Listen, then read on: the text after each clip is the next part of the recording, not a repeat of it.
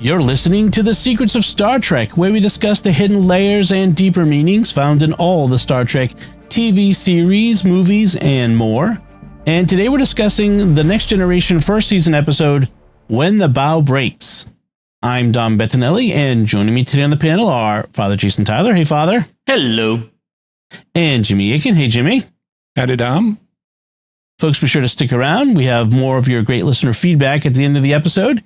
And I want to remind you to like The Secrets of Star Trek on all our social media. On Facebook, we're at facebook.com/StarQuestMedia. You can retweet us on X, where we're at SQPN, and leave us comments wherever you find us. We really do love hearing from you. So, Jimmy, can you give us a recap of When the Bough Breaks? This week, Captain Picard and the gang rock up to a mythical legendary planet that's cloaked. It decloaks, and they're welcomed and invited down. It also has a shield that only the natives can beam through, but soon the planet scans all the children aboard the Enterprise and steals 7 of them, including Wesley. Turns out that the inhabitants, like Time Lords, are sterile and can't have children. They offer to make a fair trade for the children they stole, but the Enterprise gang says no dice. We watch the people on the planet go on a charm offensive to win the children over, but Wesley leads the children in passive resistance so that they won't eat or speak with the aliens. Meanwhile, Geordi figures out there's a way to beam through the shield, and Dr. Crusher figures out that the alien technology is what's making the natives infertile. Eventually, Riker and Data beam down and disable the computer that runs the planet and the transporter shield. Picard and Dr. Crusher confront the alien leaders, they take the children and beam them up, and then they offer to help the aliens reverse the problems caused by their technology, which they can never use again. The end. What'd you think of this one, Father?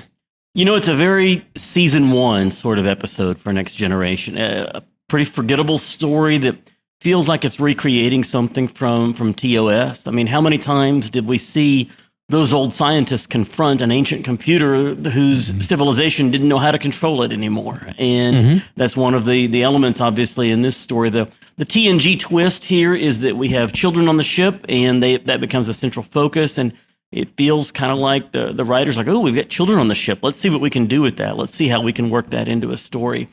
On the bright side, Wesley Crusher shows a kind of heroism that's actually appropriate to his character. Instead of saving the ship when seasoned Starfleet officers can't figure it out, he's a teenager who becomes the leader of a group of children who are younger than he is. That's a very natural sort of role, and you know, he kind of coordinates the passive resistance, and that seems a very good and appropriate thing there, and believable. Also on the positive side, I'd forgotten so much about this episode that when I was able to watch it again without remembering how it would turn out. That's always fun. Yes, it's been a while. I was the same way. Jimmy, how about you? What did you think of this one? I thought it was unusually tolerable for a first season episode. It was much better than normal. It is pretty paint by numbers, as Father Tyler pointed out, but it's better in terms of quality than most first season. And I particularly liked Wesley and what he did in it. I watched the scenes where he's having conversations with the other children, and you know, they're wanting to weaken and like, why can't we talk to him? And, oh, I want to eat something. And he keeps them on track. And it's like, this will only work if we're all together. You know, do you want to stay here forever? And I thought it was very nicely done. This is very much like those old scientists episode, you know, like The Apple, you know, would be another one where you have this computer that's running a paradisical environment, and there are complications. They don't have replacements there because the machine has made them all immortal. But you know, you have similar themes working through it. Once again, I find a good bit of this implausible. It hinges on the idea that these people have been cared for by their machine for so long that nobody knows how it works, and no one knows what its limitations are. And so the Enterprise crew is able to figure out what they need to do to get through the shield and to cure the natives. I was a little surprised that they that they said they can never use their tech again, so they can never cloak the planet again, or they're going to go infertile again. But I'm thinking, well, now that you know what the problem was, why can't you just address that in some other way? I also thought it was interesting that the aliens have a different perspective on children than humans do. I thought it was interesting that when they make their counteroffer of, we'll give you all this great tech and knowledge and stuff like that you don't have, which somehow we have but don't know how to use. It was interesting. Troy, steps in with, well, that deal might be acceptable to some races, but humans are unusually attached to their children.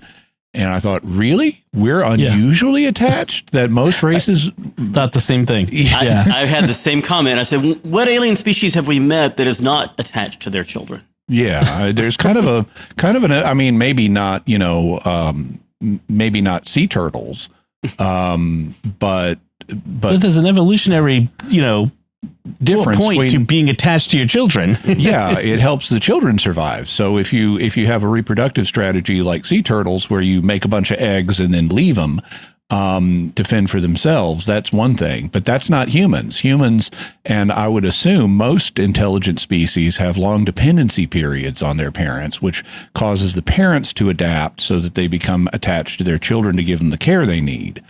Because kids are really annoying otherwise. They are, yeah. I mean, it's good thing I love them. Yeah, it's well, you love them because they need you to. It's been pointed out that if you look at the noises that offspring make of different species, like when baby deer are born, they are quiet. Because their whole life strategy is running away from things. And they may bleat if they get separated from their parent, but otherwise they are quiet.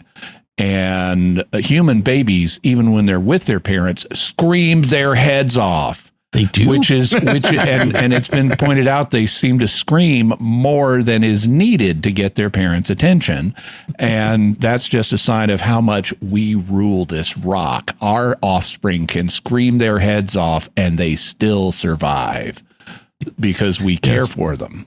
So anyway, I thought that was interesting. It also reminded me of a moment in one of the Laura Ingalls Wilder books, where it's in the first 4 years, which is about the first 4 years of Laura Ingalls Wilder's marriage.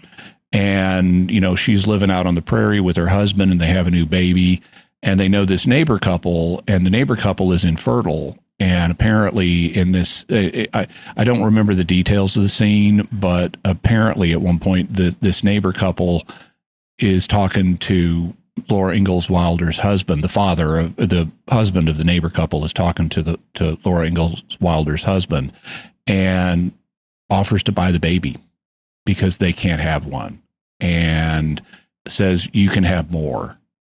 Could we buy? Could we arrange to adopt your baby? And they say no, just like the characters in this episode. But wow, that tugs at the heartstrings. I can totally understand that. It's just hard when you've got Deep Throat from X-Files as the face of the people doing this. Jerry Arden. By the way, he's still alive. He's 95 now. Oh, wow. Good for him. I thought about the same thing, and I said to myself, are there no orphans in the 24th century? Like, that they could offer to the people of Aldea that they could adopt and raise instead of steal, or buy? Once Riker and Data disable Val, they'll get to have their own replacements. Well, right, because they're going to be fertile again. Hopefully, there's enough young people young enough because that they can. Dr. Crusher said they were responding well to the treatment, and I don't want to know how she knows that. Scan the little tricorder. Yeah. So I wanted to make an overall observation that is actually not so much just about this episode, but in general for a season, which is that the jumping back we do back and forth between first season and I think we're in the fourth season, episodes, highlights to me how much of the corny incidental music they put in that first season in those episodes. This, like, it's just they're always filling the space, they're filling the silence with, like, you know, when we're seeing the montage of the kids in their classrooms and in the, you know, the corridors of the ship and all that sort of thing, we get that corny underlying, you know, trilling of flutes or what stuff, and it's just like that is very. If there's anything that dates this show, it is that. That is a very 80s TV show sort of thing. I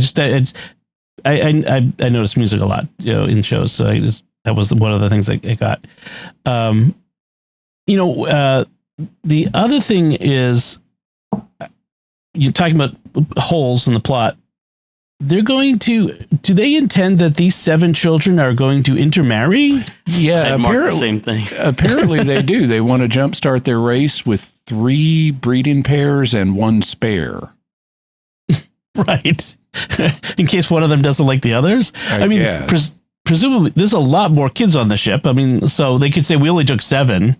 Well, the real reason for that is budgetary, but they could have faked it. They could have pretended they took a lot more and only showed us 7. I also sort of had the headcanon idea that maybe these 6 or 7 were the beginning, and, you know, their plan was later to get a Romulan ship to come in. They'd get some Romulan kids, and then they were going to get some Ferengi kids later, and then some Klingon kids or something. But oh my gosh, they won't all breed together. But okay, you'd be better stealing them all from one race. Yeah. So the Aldeans are kind of Atlanteans, like, you know, they're this mythical ancient race. Was the idea.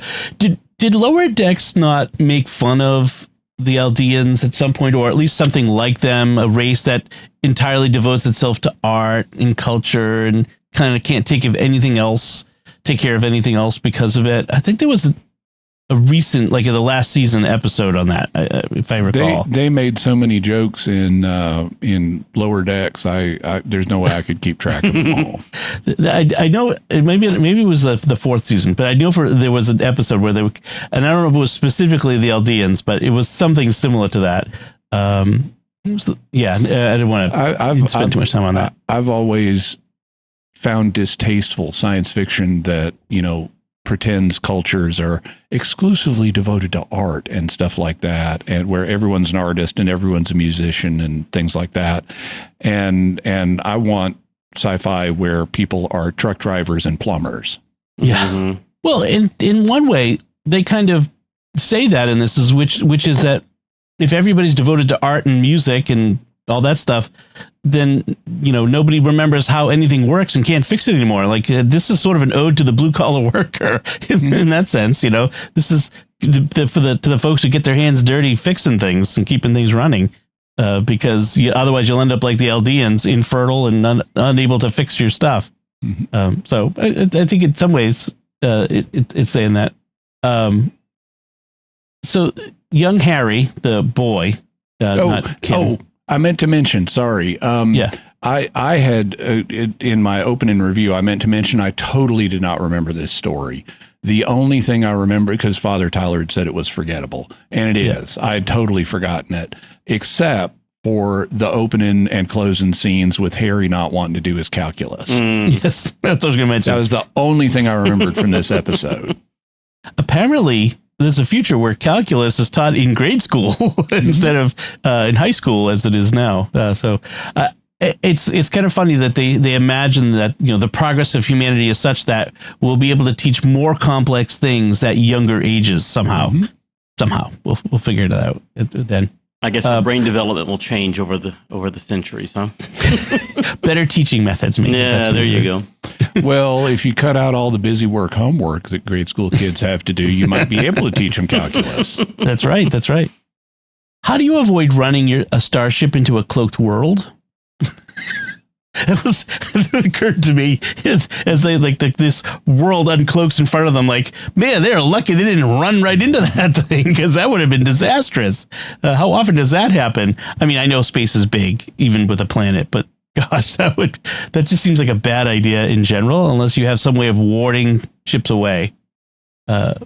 So we have Jerry Hardin, who not only does he show up in X-Files as Deep Throat, but he does this is his first appearance of several times he'll be in Star Trek at various points. I love character actors who just show up in things, that like they never star of anything, but they just show up. And so Jerry Hardin's one of those that I love to see. They missed a good trick at some point in this. Picard decides that he needs to stall the aliens, and so he's deliberately wasting time with them in negotiations. Yeah. But there's a certain moment where Jerry Hardin's character Radu says to Picard, can you take care of this hunger strike thing with the kids? I'm not very good with children. Yeah. And they missed the opportunity there for Picard to commiserate about not being very good with children, but he could have used that as a further occasion to stall and then only reluctantly give in to, okay, I guess I'll talk to the children. He does give a kind of look like to Crusher. Like it's not scripted though, right? Yeah, he sort of opens his mouth and closes it too, like he's about to say something, and then just like, no, I'll let that go, kind of thing. Because the famously Picard does not do kids. That was. No, I do have to give Patrick Stewart credit for the acting in that situation, because he did convey it like maybe not the best thing in the world for me to do. I did find the premise of the story, this idea of the infertile human. Jimmy, you and I recently talked about a fourth Doctor Who story, The Leisure Hive, where we had this race where the last young person was born, and they're trying to deal with the lack, and they solve it through a cloning thing. Yeah, and they have the same kind of thing here too. Rochella is the most recent of their species to be born. Yeah. Of course, I watched this before we probably, presumably you as well, watched the most recent episode of Doctor Who, where another fantastically advanced race is itself also infertile through various means. Which is always implausible. I mean, if you've got knowledge, I mean, even if your race has gone infertile, you could keep it going through technological means of getting those gametes together. Yeah, right. Or just, if you can clone, you can, or just cloning. I mean, so any sufficiently advanced race should not be infertile. And I was going to say, if you can clone a person, you can probably also do artificial reproduction of unique individuals as well. All of which would be immoral from a Catholic perspective, but these are aliens, and I'm not holding them to Catholic morality. Yes, certainly. We'll evangelize them later. Stealing people's kids is also not consistent with Catholic morality. Yeah, exactly. I mean, both of them are violations of the natural law in various ways, but clearly they're not going to be fully aware of or fully attuned to it at that moment, I suppose. Right. So the parents of these kids, they get a little bit short shrift. We see them early on. They're in the briefing room being told, we're going to get your kids back, so don't worry, we're not leaving without them. We never see the parents again, really, until the end, unfortunately. So you don't have the pressure of the parents throughout the episode. I do, and I like that. Because if we just had parents around to complain more, I don't think it would enhance the episode. Yeah. I do like the one scene where they're briefing the parents about this. And Dr. Crusher, as a parent herself, who's had her own child stolen, kind of puts some of the other parents in perspective by saying, look, we signed up to Starfleet knowing the risks, and we signed on anyway. And I'm going, yes, you did, and you were all stupid. Because this show is about danger, and so you all deliberately took the risk of endangering your children, and that was stupid. Yeah, this ship is like once a week put into mortal danger. Your kids are lives are on the line like every week. Even I mean, they only produce 24 episodes a year, but still. Twice a month, you are putting your family in grave danger. I mean, there may be ones that didn't even make it to TV. I agree. I did see that one of the parents intuits I think it's Harry's dad. That because the Aldeans stole the children because they can't have kids of their own, he's like, they're not going to let go of them easily. Like, this is not going to be like, he recognizes this isn't going to be easy because, as a parent who is attached to my child, they seem to be very motivated as well. And so he intuits that. And I thought that was a good intuition as well. So Radu, so all the kids are kind of split off by Aldeans. They're taken into different homes. A little creepy. They call them units, which they are explained as common interest groups. And the kids, Wesley's there, and it's like kind of like families, and they're like, yeah, kind of like families, I guess. And Wes says, we already have families, and I like that. Yeah. Well, I already got a family, so I don't need your thing. They've determined the future abilities of each of the talents of each of these children, apparently, and so what they're assigned their future career. It's kind of a interesting idea, and I mean, you have like this elderly man who takes in this little girl, and he doesn't have apparently a wife, and you have this couple who are artists. So they take in the boy who uses AI to carve. I was thinking that's like an AI art carver. You just wave the wand over it and it makes it. And it's like, see, you generated that. You didn't actually carve it.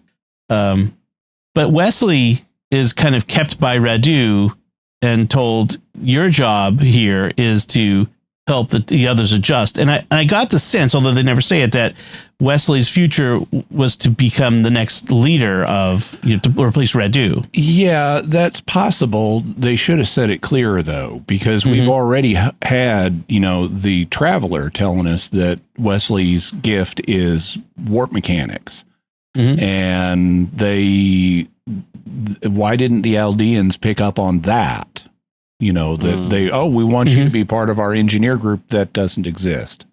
Well, that's the problem, right? So I think they should have addressed that a little more explicitly, but this is this is first season, and they haven't yet gotten to that point where, we need a more rigorous continuity between episodes. Yeah. Clearly the Aldeans do not understand children, the way they interact with them, never mind human children. And they only took human children, by the way. That was an interesting aspect. We kind of inferred from what you said earlier. They only took human children, no Vulcans, no, Booleans or whatever. And so, but they clearly, like, just the way they interact with them, they expect them like, okay, see, aren't these wonderful toys that we have here? Like, and like, they don't understand that these kids are going to be like, yeah, nice. I want to see my mommy. Like they just clearly don't get that. Yeah. And that was actually one of my concerns too with the episode. I thought the kids were not upset enough from the beginning, that I would have liked to have seen somebody, break down crying or something. And when they have that first scene when they're down on the planet, that sort of starts to happen later, but it seems like it should have been sooner with some of the younger kids, especially. Oh, yeah. Immediately. You're suddenly transported away from your normal environment. You don't know where you are, and your parents are not here. Yeah. Yeah, there was the one girl, Alexandra. Yeah, with the music, and she was sad. No, that's not Alexandra. That's a different one. Okay, yeah, there was one girl who was sad, and so, but that was kind of it. She kind of look downcast. Yeah. Okay. The Alexandra, she's the smallest of the children and the least able to understand what's going on. So Wesley kind of takes her under his wing in a special way. And Alexandra is meant to be cute in this episode. And I don't know how old the actress is, but she does cute well. She was very cute. She was twins, by the way. Was she? Okay. Played by twins, yeah. Okay. I also noted that they had an element that they kind of dropped in this, because all these kids have beamed down now, these 7 kids, and they're being assigned to different units or interest groups, like this is the artist group and this is a musicians group and stuff. And they're about to assign Alexandra to some group. And all of a sudden, Rochella, the last natural born child on this planet, says, no, she's mine, and just kind of claims her. And so we see seeds of division happening with the Aldean race over these children. And that never really goes anywhere. They I found it ironic. Yeah, they could have used that as part of the plot, right? To show the growing division in the Aldeans over these children and what should be done with them. Yeah. And that could have gone places, but they just kind of dropped that element. Rochella still maintains a special interest in Alexandra, but she's not. It just never goes anywhere. Mm-hmm. It would have been interesting if they used it as a way to kind of teach the Aldeans about the attachment that you have toward your children, like that. Oh, now I get it. Because I'm seeing Rochella make a special bond with Alexandra. That would have been that. I thought that's where they would go with it. Again, as I was rewatching this for the first time in 30 some odd years, is that what they're trying to do? No, that's right. She's just. It's just so that we can have a sad departure at the end of the episode, so Rochella could be sad. It is odd that they didn't do more with that. By the way, two of the children who don't get any speaking parts, but there are Will Wheaton's brother and sister in real life, so that's kind of funny. And one of them is Ron Westmore, the makeup director, his daughter. So they apparently just like who's got kids of the right age that we can throw in the background. So. That's what they did with the Morbius doctors on Doctor Who when they needed to show the doctors pre-William Hartnell incarnations. They had plans to bring in all these famous actors just for one picture, and they couldn't get any famous actors, so they just used people from the crew. So you get to be the doctor, and you get to be the doctor. It's like Oprah. So at one point, Dr. Crusher has to scan the Aldeans. She wants to figure out what's going on with them. Why are they infertile? And so she manufactures this whole thing of going to visit with Wesley to make sure he's okay and sneaking him the little handheld scanner thing that comes off the tricorder and surreptitiously scanning the Aldean woman. And it's like, why didn't she just flip it open under the table and scan Radu across the room? Yeah, that was really awkward. I mean, I liked the idea of, she just slipped Wesley something. But from that moment, it goes badly because she and Wesley start overreacting and overacting. And she could have done this herself, and it doesn't make any sense. Right. And then the dialogue in that scene is kind of awkward. It's painful, they're treating us like gods. Golly gee whiz, Wesley, don't let it go to your head.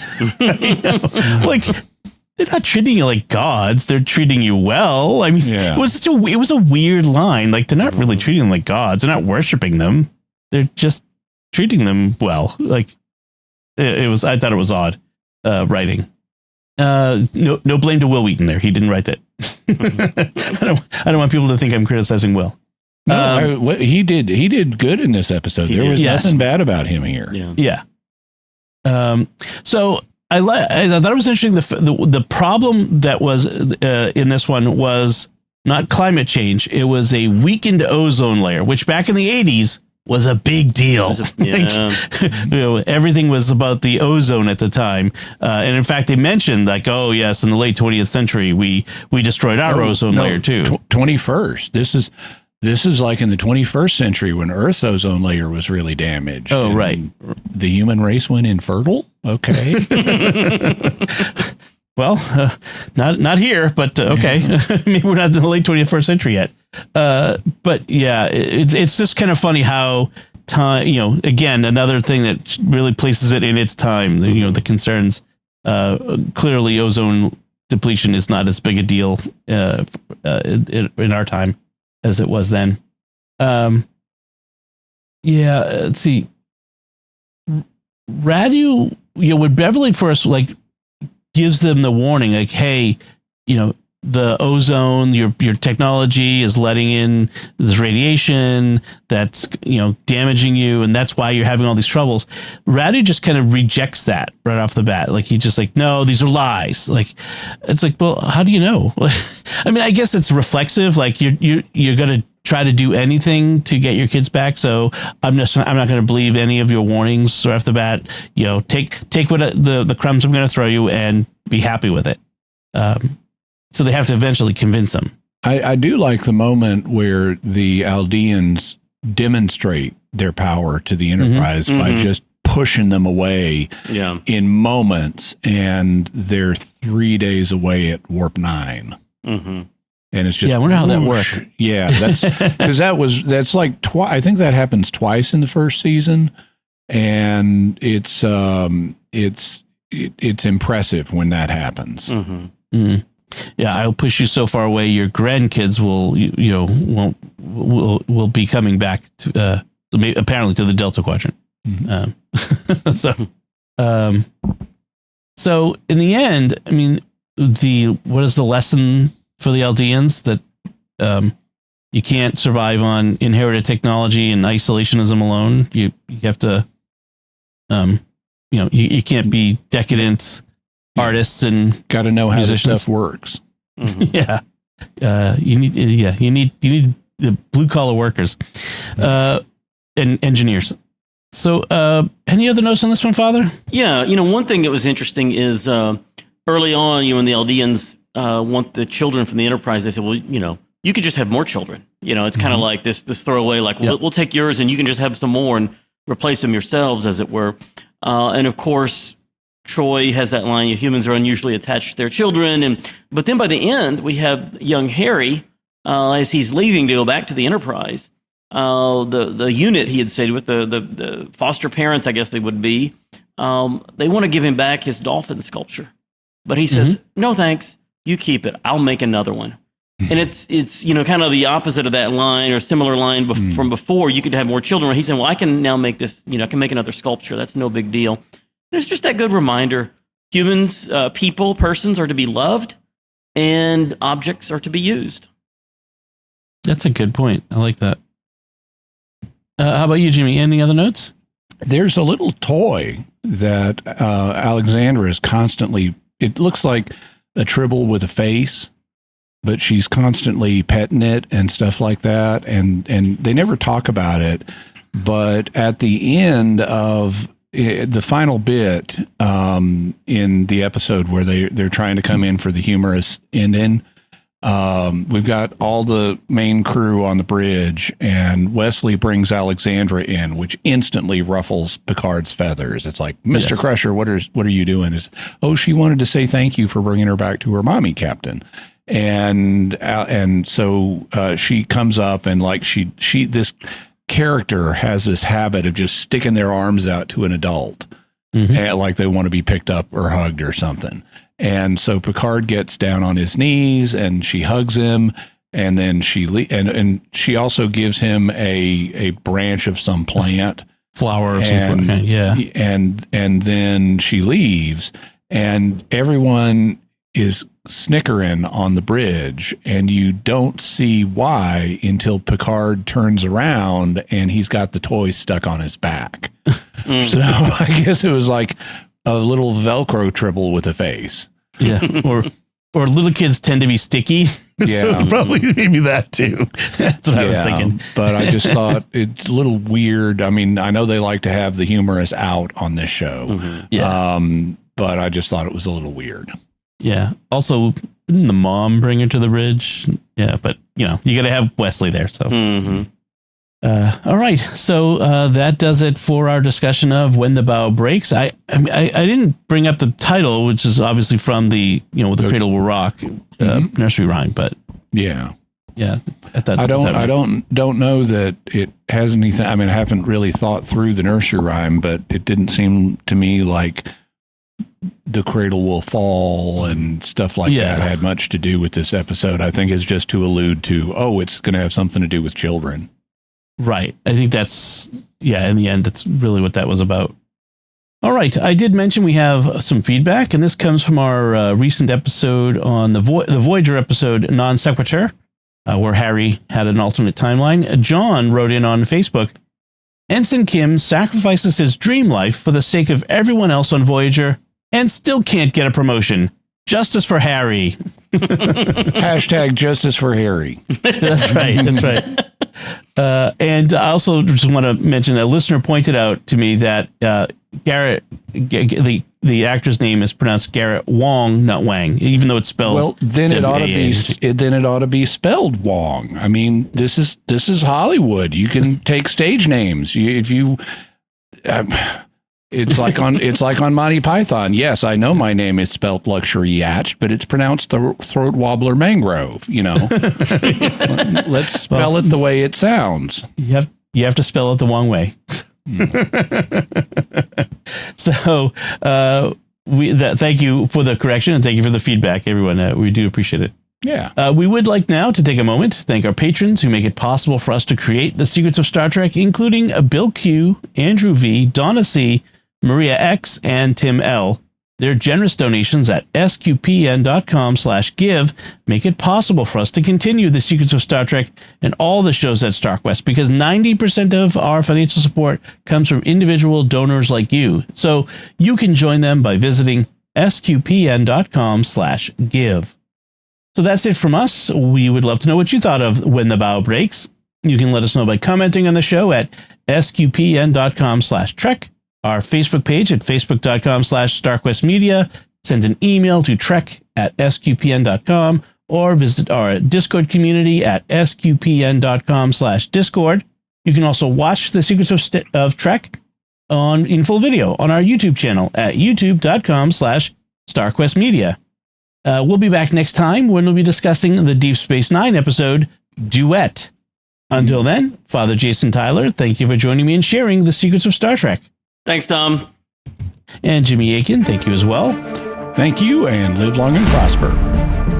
And once again, I'm Dom Bettinelli. Thank you for listening to the Secrets of Star Trek on StarQuest. And remember, things are only impossible until they're not.